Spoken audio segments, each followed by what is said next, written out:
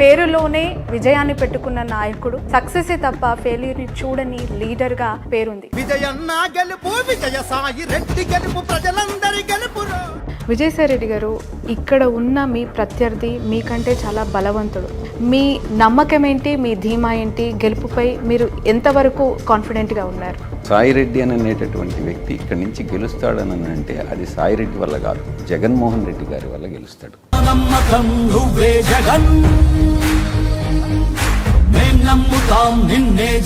వైజాగ్ అంటే విజయసాయి రెడ్డి గారు, విజయసాయి రెడ్డి గారు అంటే వైజాగ్ అనే విజయసాయి రెడ్డి గారిని ఉన్న ఫలంగా వైజాగ్ నుంచి నెల్లూరుకి మార్చడం ఊహించారా అసలు మీరు?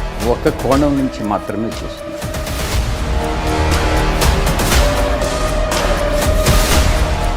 గెలుపుపై మీరు ఎంతవరకు కాన్ఫిడెంట్గా ఉన్నారు? ఇప్పటి వరకు కూడా ఖచ్చితంగా ఈ సిటీని డెవలప్ చేయాలి అన్నటువంటి పట్టుదలతో ప్రయత్నం చేసినటువంటి రాజకీయ నాయకులు లేరు. ఈ యొక్క ఓటర్స్ని మాత్రం వాళ్ళు డబ్బు తీసుకుంటారు. ఆ డబ్బు తీసుకున్నంత మాత్రాన నిన్న చిరంజీవి గారు ఒక ప్రకటన చేశారు, ఎన్డీఏ ప్రభుత్వానికి మద్దతు ఇస్తూ పిఠాపురంలో కూడా త్వరలో ఆయన ప్రచారానికి దిగబోతూ ఉన్నారు అని చెప్పి. చిరంజీవి గారు కానీ పవన్ కళ్యాణ్ గారు కానీ నిలకడ లేనటువంటి రాజకీయ నాయకులు. సినిమాల్లో రాణించినటువంటి వ్యక్తులందరూ కూడా రాజకీయాల్లో కూడా రాణిస్తారు అని అంటే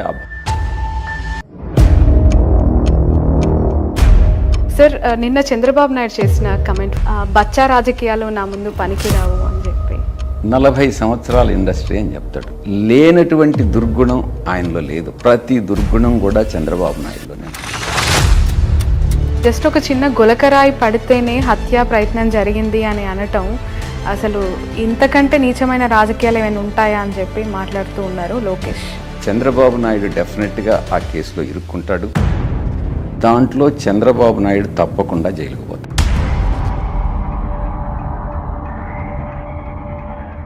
నమస్తే, welcome to cube TV network. This is your Shravani, journalist. పేరులోనే విజయాన్ని పెట్టుకున్న నాయకుడు, తను పెట్టుకున్న లక్ష్యం ఏదైనా సక్సెస్ తప్ప ఫెయిల్యూర్ని చూడని లీడర్గా పేరుంది. రాజ్యసభ సభ్యులు, నెల్లూరు వైఎస్ఆర్సీపీ పార్లమెంట్ అభ్యర్థిగా బరిలోకి దిగిన విజయసాయి రెడ్డి గారు ఈరోజు మన గెస్ట్. నేను గెలుస్తాను, గెలిపిస్తాను అని సవాల్ చేస్తూ జిల్లాలో టీడీపీ జెండా కూడా ఎగరనివ్వను అని చెప్పి ఆయన స్టేట్మెంట్స్ ఇస్తూ ఉన్నారు. అది ఎలా సాధ్యమవుతోంది? ప్రస్తుతం నెల్లూరు జిల్లా రాజకీయాలు ఏ విధంగా ఉన్నాయి అడిగి తెలుసుకుందాం సాయిరెడ్డి గారిని. సార్ నమస్తే, welcome to my show. Thank you so much for your valuable time. చాలా సుదీర్ఘంగా మీ ప్రచారం కొనసాగుతోంది. బ్యాక్ టు బ్యాక్ మీటింగ్స్తో దాదాపు ఒక 2 days నుంచి మీ స్కెడ్యూల్స్ అన్ని చూస్తూ ఉన్నాను. తెర వెనక దాదాపు 2019 నుంచి లోటస్ పాండ్లో వైఎస్ఆర్సీపీ ఇష్యూస్ అన్నీ చూస్తున్నప్పటి నుంచి కూడా మిమ్మల్ని దగ్గర నుంచి చూసిన అనుభవం మాకుంది. కాబట్టి తెర వెనక అనేక ఇష్యూస్ని 20 గంటలు 18 గంటల పాటు కూడా కష్టపడి ట్యాకిల్ చేసిన మీరు ప్రత్యక్షంగా ఇప్పుడు పార్లమెంటు బరిలో దిగారు, ప్రత్యక్ష రాజకీయాల్లోకి దిగారు. ఏ విధంగా ఉన్నాయి గ్రౌండ్ పాలిటిక్స్, ఇక్కడ నెల్లూరు జిల్లా పొలిటికల్ ఇష్యూస్? నెల్లూరు పార్లమెంటు పరిధిలో ఉన్నటువంటి 7 అసెంబ్లీ స్థానాలు, మొట్టమొదట మా పార్టీ అధ్యక్షులు శ్రీ జగన్మోహన్ రెడ్డి గారు ఆదేశాల మేరకు నేను ఇక్కడ పోటీ చేయాలని నిర్ణయించుకున్నప్పుడు ఆ రోజు పరిస్థితుల దృష్ట్యా వేమిరెడ్డి ప్రభాకర్ రెడ్డి గారు, ఆనం రామనారాయణ రెడ్డి గారు, కోటంరెడ్డి శ్రీధర్ రెడ్డి గారు, ప్రశాంత్ రెడ్డి గారు, ఆ తర్వాత మేకపాటి శేఖర్ రెడ్డి గారు పార్టీ వదిలి వెళ్ళిపోయినటువంటి నేపథ్యంలో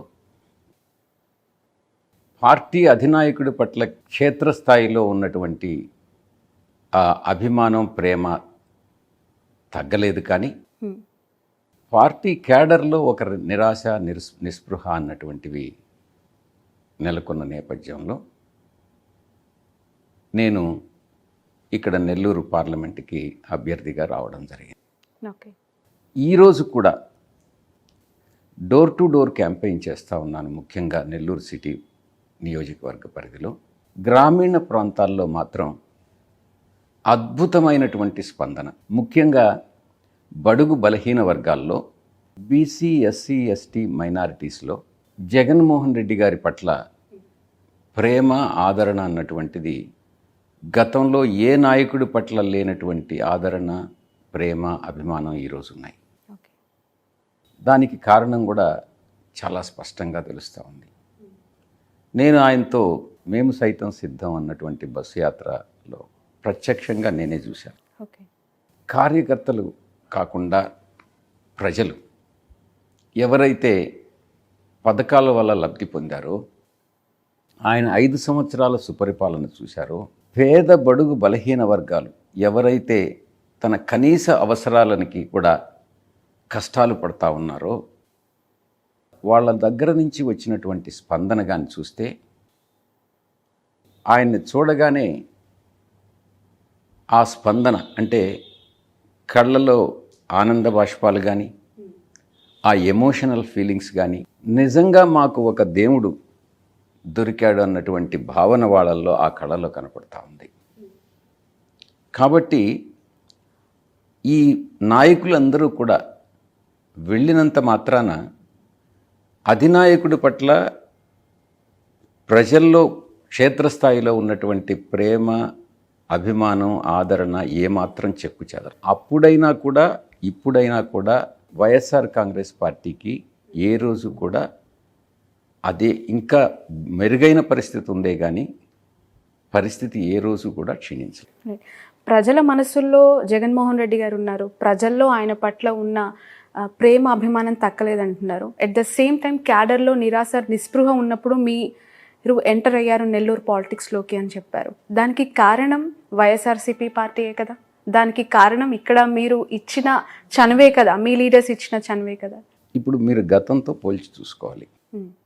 జగన్మోహన్ రెడ్డి గారి పరిపాలన ఈ యొక్క దళారులు, మధ్యవర్తుల్ని తొలగించాలి, ప్రజలకి ఏదైతే బెనిఫిట్ ఉందో, మీరు ఒక్కసారి రాజీవ్ గాంధీ ఇచ్చినటువంటి స్టేట్మెంట్ను ఒక్కసారి చూడండి. దేశంలో ఆయన పరిపాలించేటప్పుడు ప్రధానమంత్రిగా దేశంలో ఖర్చు పెట్టేటటువంటి ప్రతి రూపాయిలో 5 పైసలు మాత్రమే కిందకి ఎఫెక్టివ్గా చేరుతుంది, మిగతా 95 పైసలు కూడా దళారులు, మధ్యవర్తులు, కమిషన్స్, వీటిలో కరప్షన్, అవినీతిలో పోతున్నాయి అన్నటువంటి విషయం. ఆ సమస్యను పరిష్కరించగలిగింది ఒక్క జగన్మోహన్ రెడ్డి గారు మాత్రమే.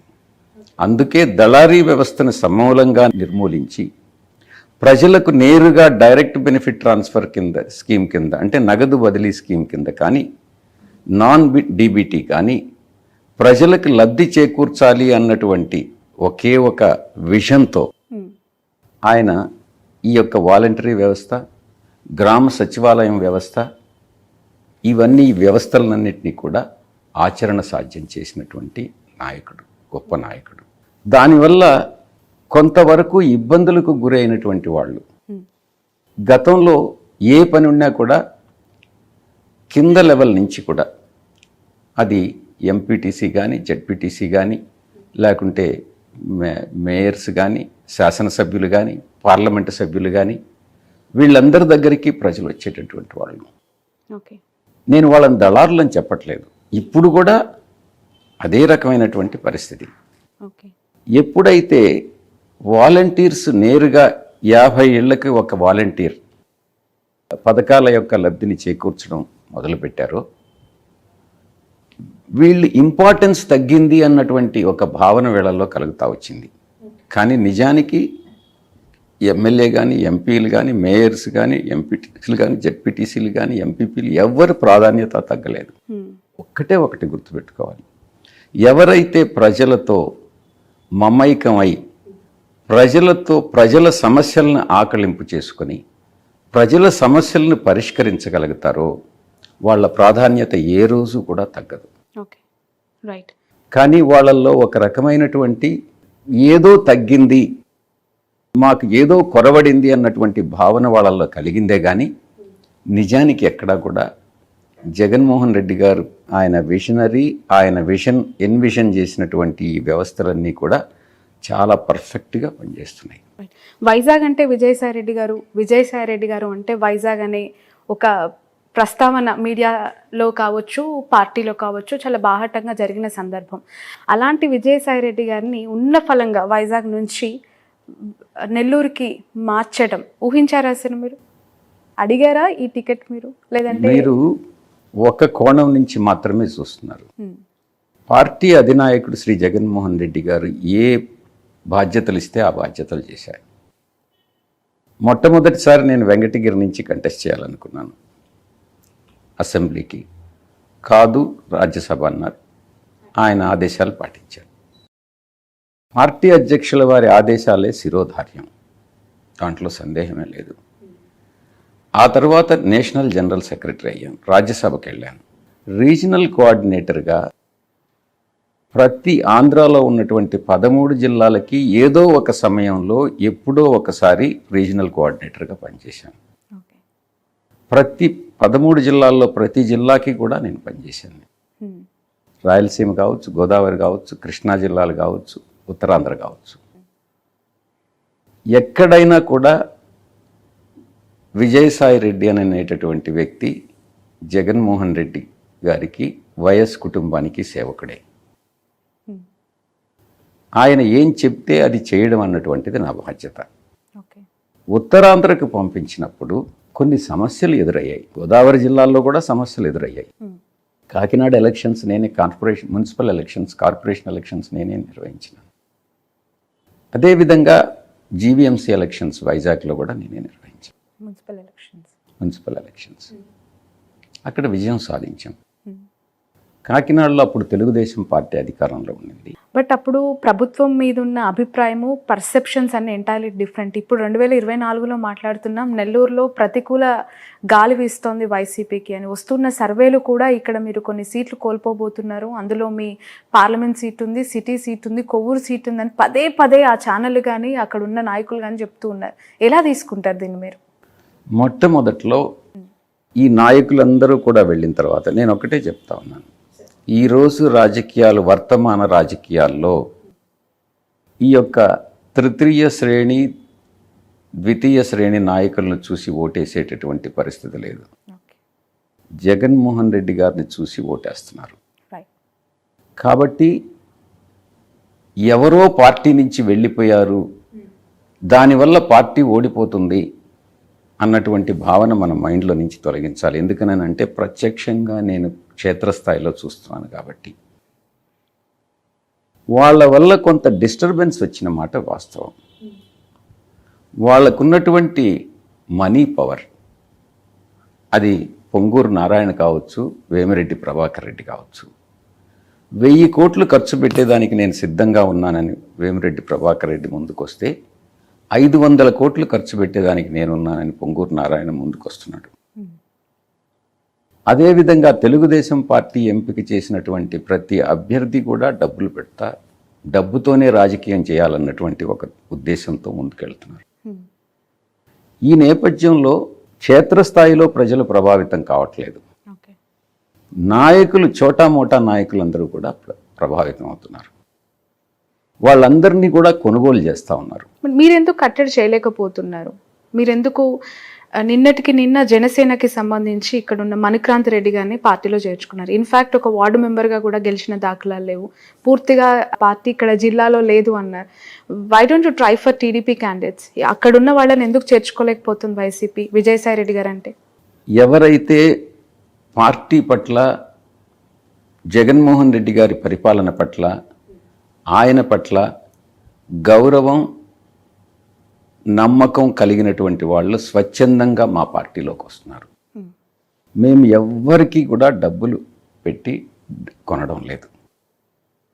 దానికి పూర్తి భిన్నంగా తెలుగుదేశం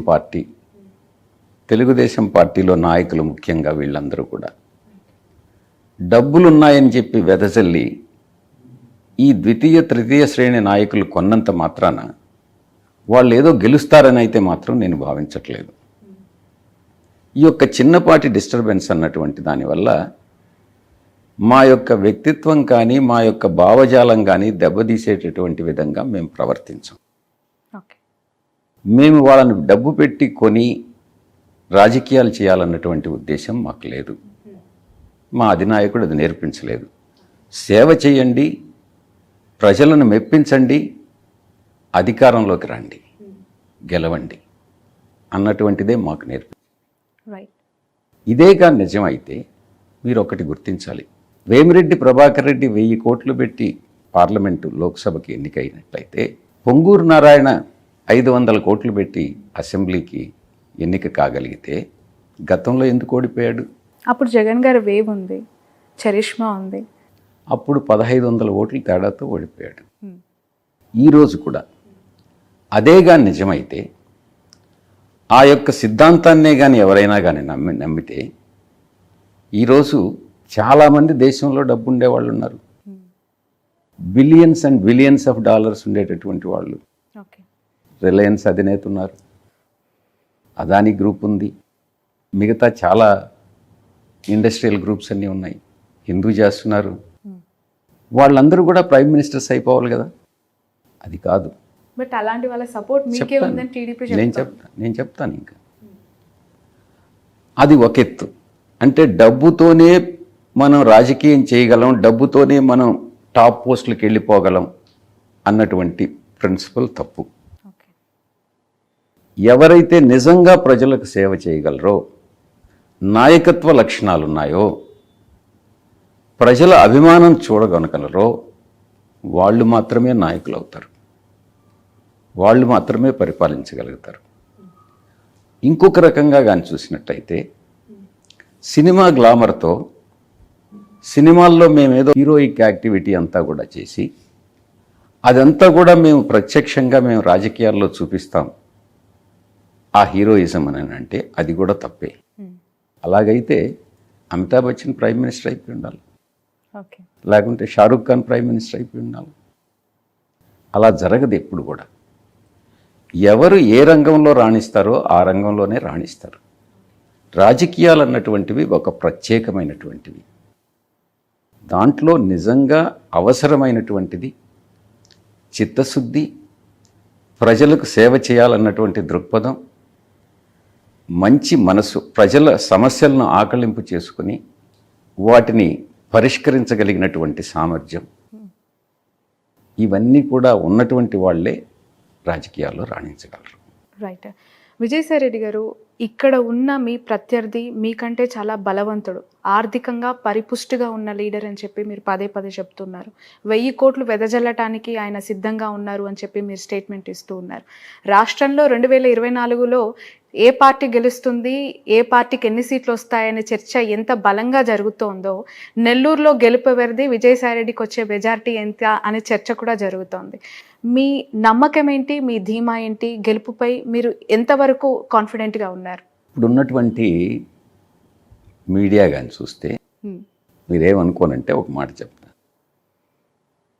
మీకు ఏ రకమైనటువంటి సర్వేలు కావాలంటే ఆ రకమైన సర్వేలు వస్తాయి. ఓకే. విజయసాయి రెడ్డి 2 లక్షలతో 3 లక్షలతో ఓడిపోతాడని నేను చెప్పమంటే చెప్పేటటువంటి మీడియా సంస్థలు ఉన్నాయి, సర్వే సంస్థలు ఉన్నాయి.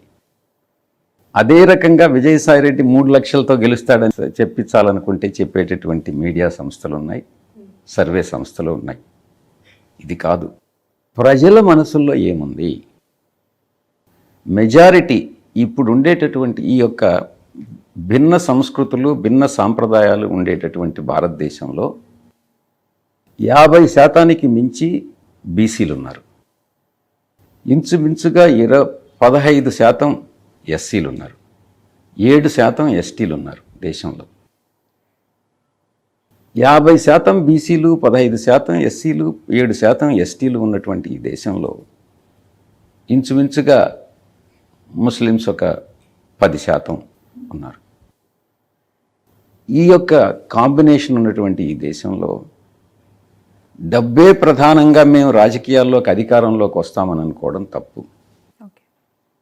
ఎవరైతే ఈ యొక్క ముఖ్యంగా ఈ ఎస్సీ, ఎస్టీ, బీసీ సామాజిక వర్గాలకు చెందినటువంటి వాళ్ళ సమస్యల్ని మనం పరిష్కరించగలమన్నటువంటి నమ్మకాన్ని వాళ్ళకి ఇవ్వగలము, అప్పుడే మనకు రాజ్యాధికారం అన్నటువంటిది దక్కుతుంది. నేనైనా, ఇంకొక పార్టీ అయినా, తెలుగుదేశం పార్టీ అయినా, డబ్బు అన్నటువంటిది కొంతమంది రాజకీయ నాయకుల్ని కొనవచ్చు, ప్రభావితం చేయవచ్చే, కానీ ఈ యొక్క ఓటర్స్ని మాత్రం వాళ్ళు డబ్బు తీసుకుంటారు. ఓటర్కి మీకు 5,000 ఇస్తే 5,000 తీసుకుంటారు, 10,000 ఇచ్చినా 10,000 తీసుకుంటారు. కానీ వాళ్ళు ఓటు వేసేది వాళ్ళు ఎవరికైతే వేయాలనుకుంటారో వాళ్ళకి మాత్రమే ఓటు వేస్తారు, కానీ ఆ డబ్బు తీసుకున్నంత మాత్రాన వాళ్ళకే ఓటు వేస్తారనేటటువంటి నమ్మకం అయితే ఉండదు. అందుకే సాయిరెడ్డి అనేటటువంటి వ్యక్తి ఇక్కడి నుంచి గెలుస్తాడని అంటే అది సాయిరెడ్డి వల్ల కాదు, జగన్మోహన్ రెడ్డి గారి వల్ల గెలుస్తాడు. ఎందుకనంటే source of power, source of authority మా అధినాయకుడు జగన్మోహన్ రెడ్డి గారుని చూసి ఓటేస్తారే కానీ సాయిరెడ్డిని చూసి ఓటేస్తారని నేను భావించట్లేదు. నెల్లూరు జిల్లా బరిలో మీరు దిగారు ఎంపీ క్యాండిడేట్గా. విజయసాయిరెడ్డికి ఎందుకు ఓటు వేయాలి, ఎందుకు గెలిపించాలి, మీరు ఏం చేస్తారు ఈ నియోజకవర్గానికి అంటే ఏదైనా ప్రత్యేకమైన మేనిఫెస్టో పెట్టుకోవడం జరిగింది? 40 పేజీలు ఏదో పెద్ద పుస్తకమే తయారు చేస్తున్నారని విన్నాం, నిజమేనా? మీరు ఒక్కసారి నెల్లూరుని ఈరోజు చూడండి. ఇక్కడే పుట్టాను, ఇక్కడే మా సొంత ఊర్లో పల్లెటూరులో 5వ క్లాస్ వరకు చదువుకున్నాను. తర్వాత ముత్తుకూరు పక్కన ఒక గ్రామంలో పంచాయతీలో 5 నుంచి 10 దాకా చదువుకున్నాను. తర్వాత విఆర్ కాలేజీలో టౌన్లో చదువుకున్నాను. ఈ యొక్క జిల్లా గురించి, ఈ యొక్క జిల్లాలో ఉన్నటువంటి అన్ని ప్రాంతాల గురించి ప్రతి ఇంచి నాకు తెలుసు. ప్రజల మనోభావాల గురించి పూర్తిగా ఆకలింపు చేసుకున్నటువంటి వ్యక్తిని. తర్వాత చెన్నైకి వెళ్ళడం జరిగింది. విజయసాయిరెడ్డికి ఎందుకు ఓటేయాలి అని అంటే మొట్టమొదటి కారణం, నేను ఇంతకుముందు చెప్పినట్టు జగన్మోహన్ రెడ్డి గారిని చూసి నాకు ఓటేస్తారు. 2, ప్రజల మనోభావాల్ని, ఇక్కడ ప్రజల మనోభావాల్ని అర్థం చేసుకోగలిగినటువంటి వ్యక్తిగా ఆ సమస్యలను పరిష్కరించగలిగినటువంటి సామర్థ్యం, చిత్తశుద్ధి నాకు ఉంది అన్నటువంటి భావన వాళ్ళలో ఉంది. 3, ఏదైనా ఒక సమస్య ఉంటే దాన్ని ఫస్ట్ ఆకలింపు చేసుకుని ఆ సమస్య పరిష్కారానికి చిత్తశుద్ధితో పనిచేస్తాను. 4, నాకు వేరే ఏ యావిగేషన్స్ లేవు, వ్యాపారాలు లేవు, రాజకీయమే 24 గంటలు 365 రోజులు. ఢిల్లీలో పార్లమెంట్లో మాట్లాడతాను, ఢిల్లీ సమస్యల్ని అడ్రస్ చేస్తాను, పార్టీ వ్యవహారాలు చూసుకుంటాను, లేకుండా ఉంటే నెల్లూరులో ఇక్కడ ప్రజల వ్యవహారాలు చూసుకుంటాను. అంతే, 3 ఉంటాయి. మిగతా వాళ్ళందరూ కూడా వేమిరెడ్డి ప్రభాకర్ రెడ్డి గారికి సింగపూర్లో, మిగతా రాష్ట్రాల్లో, ఇండియాలో మిగతా రాష్ట్రాల్లో, సింగపూర్లో, దుబాయ్లో, ఆఫ్రికాలో, చాలా ఇండోనేషియాలో, అన్ని దేశాల్లో వ్యాపారాలు ఉన్నాయి. పొంగూరు నారాయణకి రాష్ట్ర వ్యాప్తంగా మిగతా రాష్ట్రాల్లో అంతా ఎడ్యుకేషనల్ ఇన్స్టిట్యూషన్స్ ఉన్నాయి.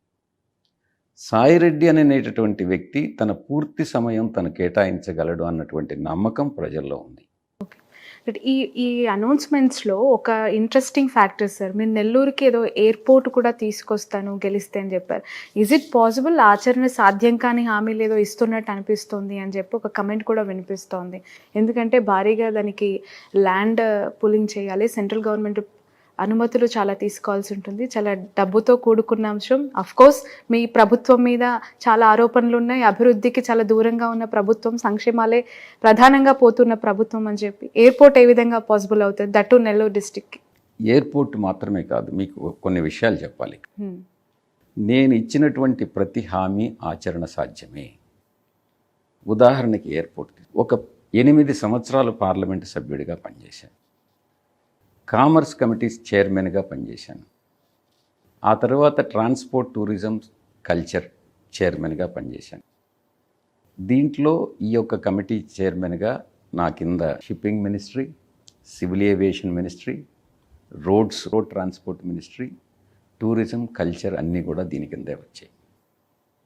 నేను లోక్సభకి వెళ్తే మారచ్చు. నాకున్నటువంటి మా యొక్క గౌరవ ముఖ్యమంత్రి గారి సపోర్ట్తో, నాకు సెంట్రల్ గవర్నమెంట్లో ఉన్నటువంటి పరిచయాలతో తప్పకుండా ఎయిర్పోర్ట్ అన్నటువంటిది మొదట సెంట్రల్ గవర్నమెంట్ సబ్జెక్ట్ ఉండింది, తర్వాత దాన్ని కంకరెంట్ సబ్జెక్టుగా చేర్చారు.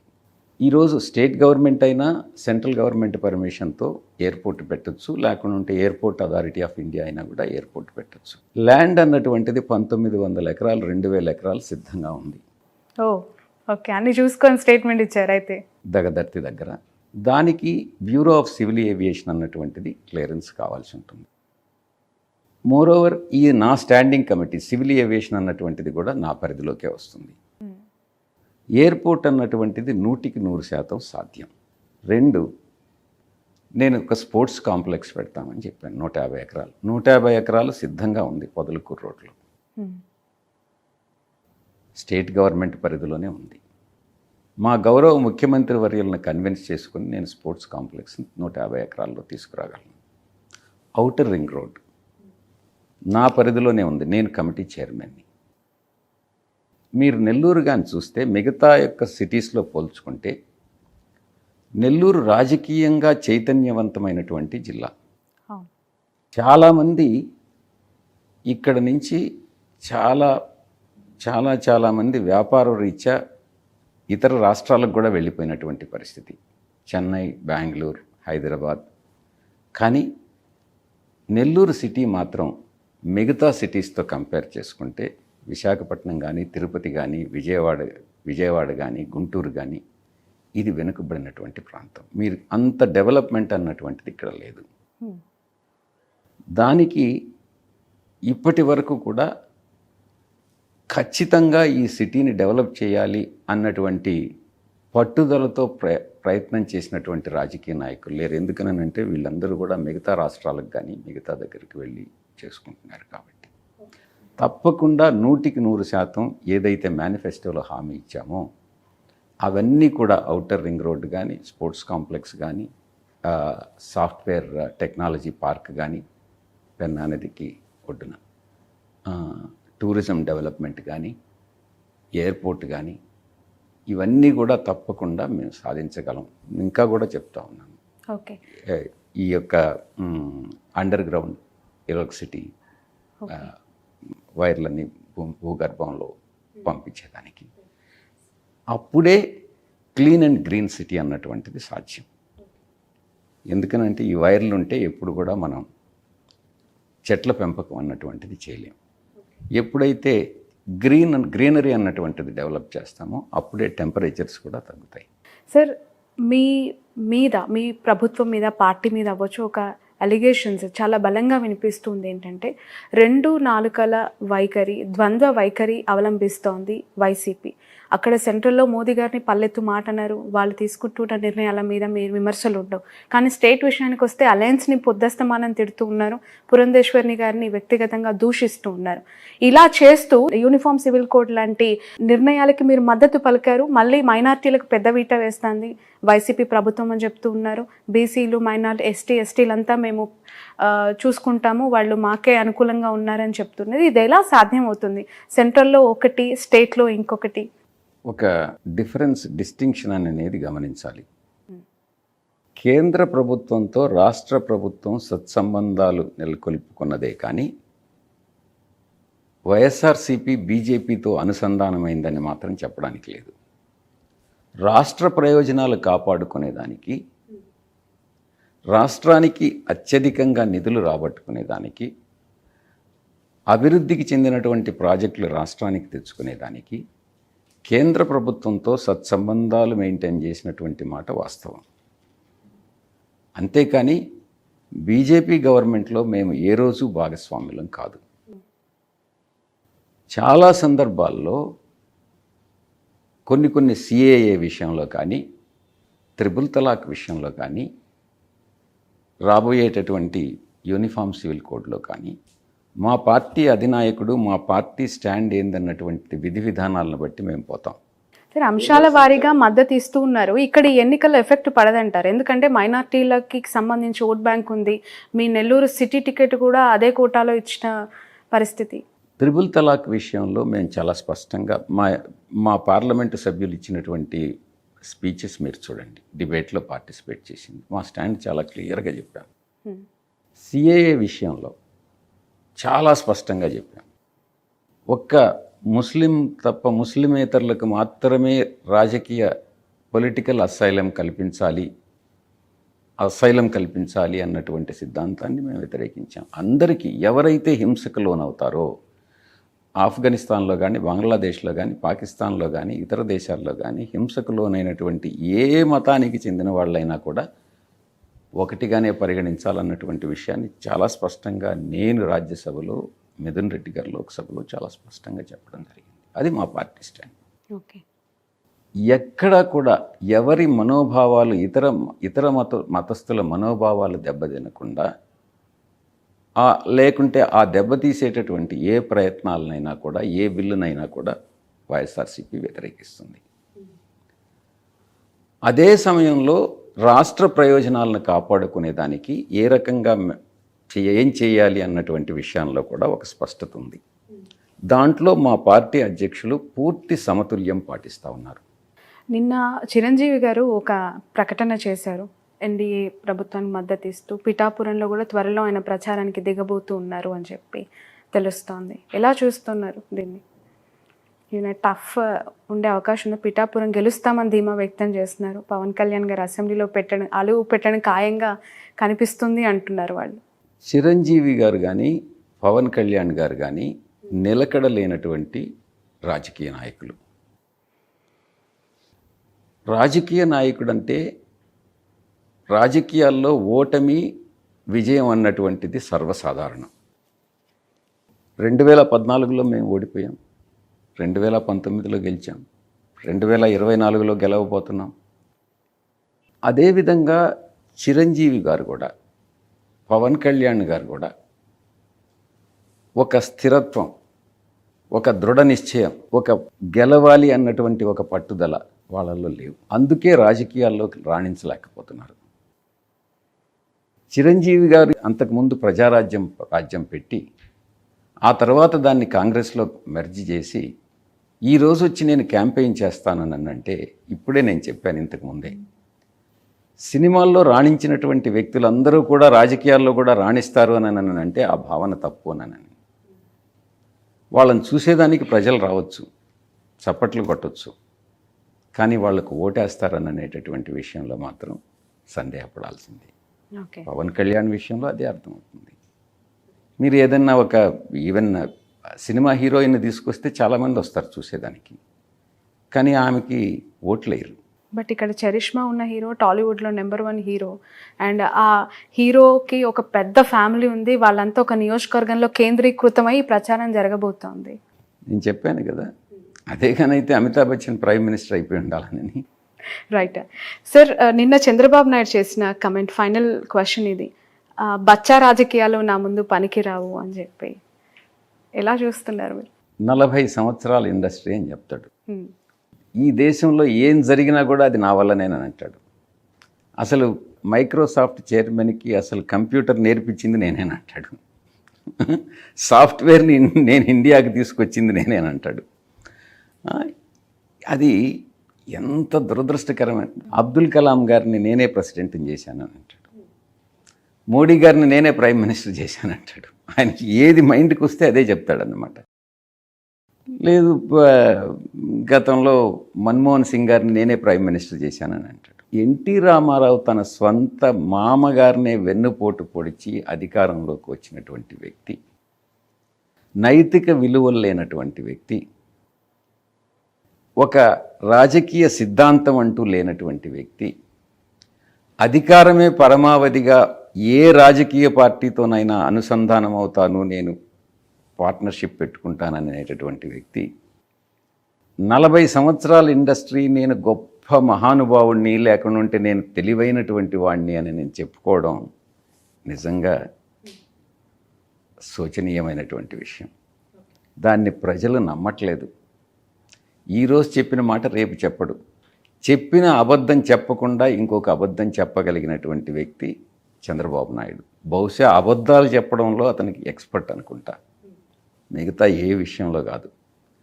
ప్రతి ఒక్క దురలవాటు, వెన్నుపోటు పడిచే తత్వం, కులతత్వం, కులపిచ్చి, లేనటువంటి దుర్గుణం ఆయనలో లేదు. ప్రతి దుర్గుణం కూడా చంద్రబాబు నాయుడులోనే ఉంది. అందుకే ఈరోజు రాజకీయాల్లో రాణించలేడిక మీదట 14 సంవత్సరాలు ఆయన అందించినటువంటి పరిపాలన ఏదో ఆయన సామర్థ్యం వల్ల వచ్చింది కాదు, పరిస్థితులు అలా వచ్చిన దానివల్ల ఆయన ముఖ్యమంత్రి అయ్యాడే కానీ ఆయన సామర్థ్యం మీద ప్రజలు నమ్మకం పెట్టి ఆయన్ని ఎప్పుడు కూడా సీఎం చేయలేదు. జస్ట్ ఒక చిన్న గులకరాయి పడితేనే హత్యా ప్రయత్నం జరిగింది అని అనటం, అసలు ఇంతకంటే నీచమైన రాజకీయాలు ఏమైనా ఉంటాయా అని చెప్పి మాట్లాడుతూ ఉన్నారు లోకేష్. అదే చెప్పింది, చంద్రబాబు నాయుడికి గతంలో మా పార్టీ అధ్యక్షులు జగన్మోహన్ రెడ్డి గారి మీద విశాఖపట్నంలో హత్యా ప్రయత్నం జరిగింది. అతను రీసెంట్ 5 సంవత్సరాలు ఇంచుమించు 4.5 సంవత్సర కాలం పాటు జైల్లో ఉన్నాడు. దాన్ని ఒక సెటైరికల్గా ఏదో దాన్ని లైట్గా తీసుకునేటట్టుగా కోడికత్తి అని ఆ రకంగా దాన్ని ఒక రకమైనటువంటి వివరణ ఇచ్చి దాన్ని నీరుగార్చేటటువంటి ప్రయత్నం చేసినటువంటి వ్యక్తి చంద్రబాబు నాయుడు. 2 రీసెంట్గా జరిగినటువంటి మీరు చెప్పేటటువంటి గులకరాయి అది ఇక్కడ తగిలింది కాబట్టి కన్ను పైన, అదే గులకరాయి కణత మీద తగిలిన్నా కన్ను పైన తగిలిన్నా ప్రాణాపాయం అన్నటువంటిది మీరు అర్థం చేసుకోండి. ప్రాణాలకే ముప్పు వచ్చి ఉండేటటువంటిది. గురి చూసి కొట్టినటువంటి వ్యక్తి ఆ వ్యక్తి యొక్క దురుద్దేశంతోనే రాయేసి ఉంటాడు. రాయి పూలేశారు అని అంటే ఒక అర్థం ఉంది, రాయితో కొట్టాడు అని అంటే దురుద్దేశంతోనే కొడతాడు. ఆ దురుద్దేశం ఏమై ఉంటుంది? డెఫినెట్గా ఆ మనిషిని ఎలిమినేట్ చేయాలనే ఉంటుంది. దాంట్లో మళ్ళీ సెటైరికల్గా గులకరాయి అని అన్నటువంటి గులకరాయితో కాకుండా ఒక పెద్ద బండరాయిని వేయగలరా? చంద్రబాబు నాయుడు తెలివి తక్కువతనం. ఎయిర్ గన్ అయి ఉండొచ్చు, లేకుంటే క్యాట్ బాల్ అయి ఉండొచ్చు. దాంతో కొట్టాడు అని అంటే అది డెఫినెట్గా హత్యా ప్రయత్నమే. దాంట్లో ఎటువంటి సందేహం లేదు. చంద్రబాబు నాయుడు పాత్ర ఉంది. అది చేసింది చంద్రబాబు నాయుడు మనుషులే. చంద్రబాబు నాయుడు డెఫినెట్గా ఆ కేసులో ఇరుక్కుంటాడు. చంద్రబాబు నాయుడుకి ఆ కుట్రలన్నీ బహిర్గతం అవుతాయి. దాంట్లో చంద్రబాబు నాయుడు తప్పకుండా జైలుకు పోతాడు. రైట్ సార్, 2024కి సంబంధించి ఫైనల్గా మీరు ఎంత విక్టరీ అంటే ఫిగర్ ఎక్స్పెక్ట్ చేస్తూ ఉన్నారు రాష్ట్రంలో వైసీపీ అధికారంలోకి రావడానికి? ఎందుకంటే మీరు సర్వేల మీద నమ్మకం లేదన్నారు, ఎలా అనుకుంటే అలా సర్వేలు వస్తాయని చెప్తూ ఉన్నారు. మీరు ఎక్స్పెక్ట్ చేస్తున్న ఫిగర్ ఎంత? నేను సర్వేల మీద నమ్మకం లేదని చెప్పలేదు. ఈ సర్వేలన్నీ కూడా చాలా సర్వేలు మార్కెట్లోకి వచ్చేవన్నీ కూడా పెయిడ్ సర్వేల కింద ఉన్నాయని చెప్పాను. బట్ మెజారిటీ ఆఫ్ ద సర్వేలు వైసీపీకి టీడీపీకి అలయన్స్కి పెద్దగా ఓట్ షేర్ డిఫరెన్స్ లేదు, 1 to 3% of vote share difference ఉంది అని చెప్తూ ఉన్నాయి. అది నమ్ముతారా? ప్రత్యక్షంగా ఈరోజు రాజకీయాలు చూస్తున్నటువంటి వాడిని, డోర్ టు డోర్ క్యాంపెయిన్ చేస్తున్నటువంటి వాడిని, ప్రజల మనోభావాల్ని అర్థం చేసుకోగలిగినటువంటి పరిస్థితులు ఈరోజు ఉన్నాయి. ఆ మనోభావాల్ని, వాళ్ళ ఎమోషనల్ ఫీలింగ్స్ని నాకు చూసినప్పుడు నాకున్నటువంటి ఫీలింగ్ ఏంటంటే 100కి 100% ఆ నాయకుడి పట్ల ఉన్నటువంటి ప్రేమ, ఆదరణ, స్పందన కానీ చూస్తే మా యొక్క లక్ష్యం 175కు 175 అతిశయోక్తి కాదు అన్నటువంటిది నేను బలంగా నమ్ముతా ఉన్నా. బహుశా అది ఒక వేవ్ లాగా గతంలో 2019లో ఏ రకంగా వేవ్ వచ్చిందో అదే రకమైనటువంటి వేవ్ ఈరోజు ఉంది. అండర్ కరెంట్ ఆ రకంగా ఉంది అన్నటువంటి విషయాన్ని నేను బలంగా నమ్ముతా ఉన్నా. బహుశా అపోజిషన్ ప్రతిపక్షాలు ఇది అతిశయోక్తి అని చెప్పొచ్చు, వాళ్ళు అధికారంలోకి వస్తున్నామని చెప్పుకోవచ్చు. కానీ ముఖ్యంగా బడుగు బలహీన వర్గాల్లో, పేదల్లో, మీరు ఒక్కసారి పేదరికం అంటే మీరు చూడాలి. అటు శ్రీకాకుళం, విజయనగరం సైడ్ ఈరోజు కూడా, ఇప్పటికీ కూడా, గత 5 సంవత్సరాల క్రిందటి వరకు కూడా శరీరం మీద ఆచ్ఛాదన కూడా లేనటువంటి కొన్ని కుటుంబాలు రిమోట్ ప్లేస్లో ఉంటాయి. వాళ్ళకి నెల అవ్వాతాతలకి, వాళ్ళకి బయట కదలలేనటువంటి వాళ్ళకి, ఎవరైతే వివిధ అనారోగ్య కారణాల వల్ల బయట రానటువంటి వాళ్ళకి నెల పెన్షన్ అన్నటువంటిది వాళ్ళ ఇంటికి చేరుతుంటే వాళ్ళకి ఒక హోప్, మాకు దేవుడే జగన్ గారి రూపంలో వచ్చి మాకు సహాయం చేస్తున్నాడు అన్నటువంటి ఒక భావన. అది చూస్తుంటే 175కు 175 అతిశయోక్తి కాదు. రైట్, రాష్ట్ర వ్యాప్తంగా బీసీలకు పెద్దపీట వేస్తున్నాం, బీసీ పార్టీ అని చెప్పి క్లెయిమ్ చేసుకుంటున్నారు కదా సార్. ఒక సింపుల్ స్ట్రైట్ క్వశ్చన్, ఇక్కడున్న బీసీ లీడర్ అనిల్ని నర్సరావుపేటకు ట్రాన్స్ఫర్ చేశారు, రెడ్డి కమ్యూనిటీ కోటాలో మీరు ఇక్కడ ఎంపీగా బరిలోకి దిగుతూ ఉన్నారు. ఎలా చూడాలి ఈ క్వశ్చన్? ఇప్పుడు అనిల్ కుమార్ యాదవ్ని పల్నాడుకి లోక్సభకి పంపించాలని ఆయనకి ఢిల్లీలో ప్రాధాన్యత ఇవ్వాలని అధినాయకుడు నిర్ణయించారు. నేను ఇక్కడికి రావడం అన్నటువంటిది ఎవరి ప్లేస్లో వస్తున్నాను నేను చెప్పండి? వేమిరెడ్డి గారు లేదు, ఆదాల ప్రభాకర్ రెడ్డి గారి ప్లేస్. సారీ, యా, ఆయనని ఇటు ట్రాన్స్ఫర్ చేసి, యా, ఎగ్జాక్ట్లీ. ఆదాల ప్రభాకర్ రెడ్డి గారు రూరల్కి వస్తున్నారు, ఎందుకంటే కోటంరెడ్డి శ్రీధర్ రెడ్డి వెళ్ళిపోయాడు కాబట్టి. నెల్లూరు సిటీ ఎవరికి ఇచ్చారు? ఖలీల్ గారికి. ఖలీల్ ఏ సామాజిక వర్గానికి చెందినటువంటి వాళ్ళు? Minority, of course. Minority, that to BC. బీసీని తీసి బీసీకి ఇచ్చామే కానీ అనిల్ కుమార్ యాదవ్ని అంటే ఈ పంపించి జిల్లాకి సంబంధించి 2 సార్లు ఎమ్మెల్యేగా గెలిచిన వ్యక్తి. ఇద్దరు కూడా ఈ జిల్లాకు సంబంధించినటువంటి వాళ్ళే. నెల్లూరులో అనిల్ కుమార్ యాదవ్ని తీసేసి ప్రశాంత్ రెడ్డికి ఇవ్వలేదే. మీరు అన్నది ప్రశాంత్ రెడ్డికి ఇచ్చుంటే అది కరెక్టే. ఒక సాధారణమైనటువంటి వ్యక్తికి, పేదవాడికి, మైనారిటీకి చెందినటువంటి వ్యక్తికి, మైనారిటీల్లో బీసీకి చెందిన వాటికి మేము సీట్ ఇచ్చాం. దాంట్లో ఏ రకమైనటువంటి పొరపాటు లేదు. చాలా కరెక్ట్ నిర్ణయం తీసుకున్నారు ముఖ్యమంత్రి గారు. Right. So wish all the best, wish all the success sir. Nellore బరిలో నిలిచిన మీరు విజయం సాధించాలని మనస్ఫూర్తిగా కోరుకుంటున్నాను.